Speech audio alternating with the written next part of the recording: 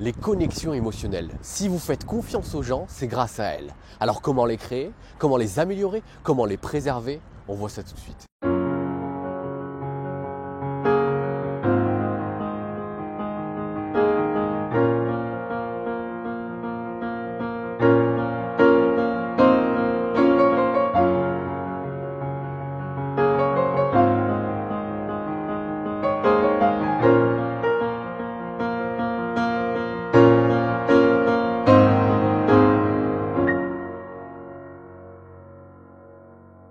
Alors le premier moyen pour créer une connexion émotionnelle de qualité, c'est de multiplier les comportements altruistes. C'est quoi un comportement altruiste?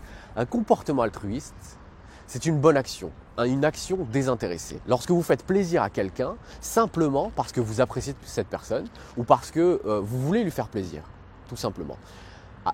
À partir du moment où cette action ne sera pas désintéressée, à partir du moment où vous faites plaisir à quelqu'un parce que vous voulez en retirer quelque chose, parce qu'au final, vous voulez quelque chose en échange, vous n'allez pas réussir à créer quelque chose de fort avec elle, vous n'allez pas réussir à créer une connexion émotionnelle. C'est la première condition essentielle lorsque vous multipliez les comportements altruistes pour pouvoir créer une connexion émotionnelle avec quelqu'un. La deuxième condition à respecter, c'est que vous ayez quelque chose à offrir. Si vous n'avez rien de valeur à offrir à quelqu'un, ça ne sera pas aussi puissant et aussi fort, suffisamment fort pour pouvoir créer une connexion émotionnelle. Ce sont les deux conditions à respecter pour, lorsque vous faites un comportement altruiste, créer une connexion émotionnelle. Il faut que ce soit désintéressé. Et malheureusement, aujourd'hui, on a tendance à le faire de moins en moins. Tout ce qu'on fait, c'est parce qu'on veut quelque chose en échange. On rend service à quelqu'un, c'est une transaction. Je fais ça et je veux ça en échange. Et le problème avec ça, c'est que on en retire tellement peu. On retire uniquement ce qu'on a établi dans le contrat de la transaction. Je te prête ma voiture aujourd'hui, demain tu me rends ce service-là. Alors que si on multiplie les comportements altruistes, on rend service sans rien attendre en retour, c'est là où on récupère beaucoup plus, paradoxalement. Pourquoi? Parce que la personne en face de vous va ressentir de la reconnaissance, elle va être reconnaissante. Et une personne qui est reconnaissante va automatiquement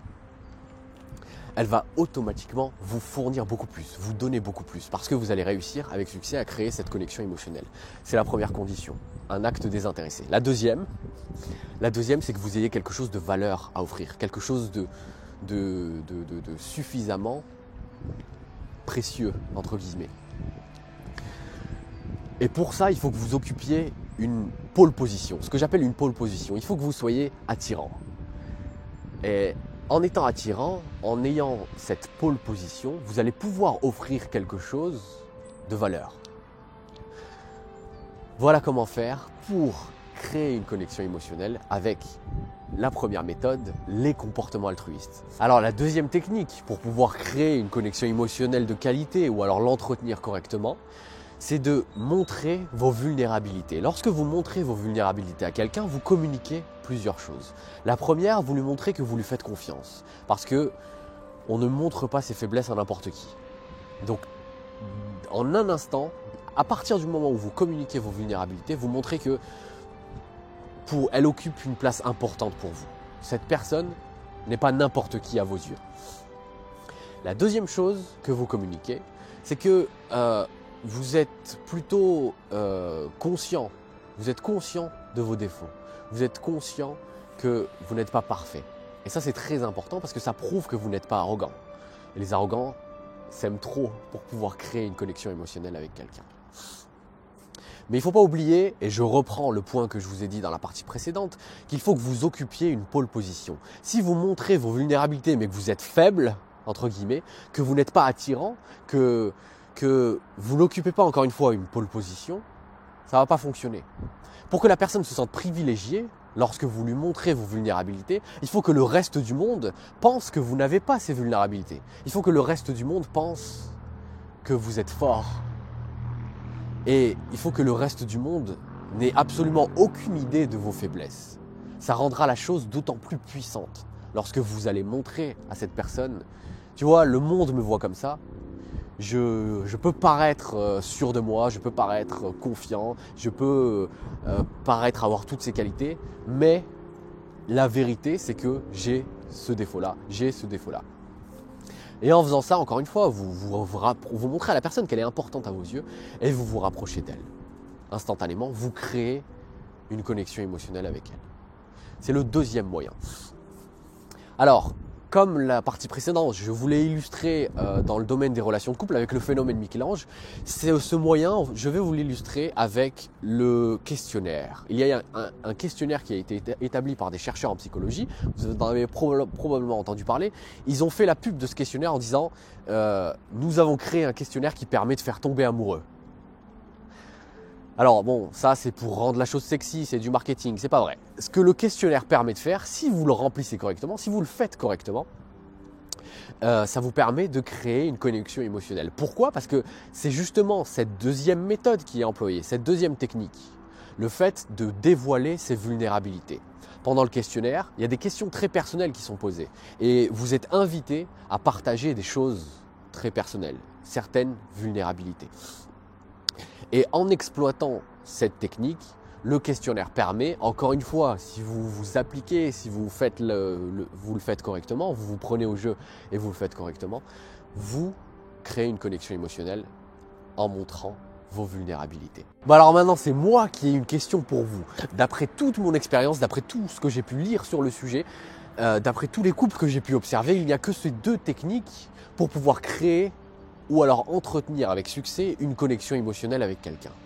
Alors je vous mets au défi de me trouver une nouvelle technique et je serai super content d'en trouver une nouvelle technique pour pouvoir créer une connexion émotionnelle. Dites-moi ça dans les commentaires, dites-moi les expériences que vous avez vécues, si vous pensez que ce que vous avez vécu ou si vous avez même une idée de comment créer une connexion émotionnelle qui ne rentre pas dans les catégories que j'ai mentionnées, c'est-à-dire multiplier les comportements altruistes, être gentil avec quelqu'un sans rien attendre en retour. Et la deuxième, montrer vos vulnérabilités, s'ouvrir à quelqu'un en lui montrant que vous n'êtes pas Superman.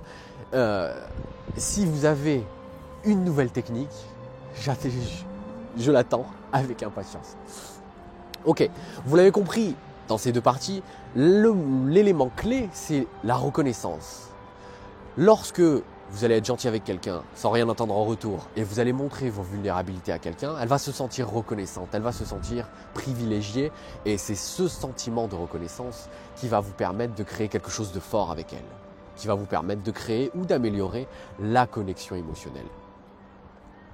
Le deuxième élément très important que j'ai déjà mentionné et que je mentionne encore parce qu'il est tout aussi important que la reconnaissance, pour que la personne soit reconnaissante, il faut que vous occupiez ce que j'ai appelé la pole position. Il faut que vous soyez attirant au sens littéral du terme.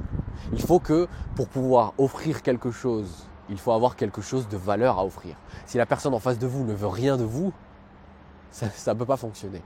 Donc il faut que vous ayez une certaine valeur, une certaine désirabilité. Et ça marche aussi pour la deuxième technique que je vous ai donnée. Si, en règle générale, autour de vous, vous n'êtes pas fort, entre guillemets, personne va se sentir privilégié lorsque vous allez révéler vos faiblesses.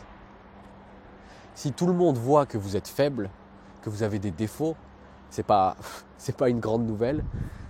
Personne ne va se sentir privilégié lorsque vous allez en parler à quelqu'un. Par contre, si vous êtes fort de manière générale, si vous occupez ce que j'ai appelé la pole position, vous allez réussir avec succès en montrant vos vulnérabilités, créer la connexion émotionnelle. Voilà, c'est tout pour aujourd'hui. N'oubliez surtout pas que tous les efforts que vous faites finissent toujours par être récompensés.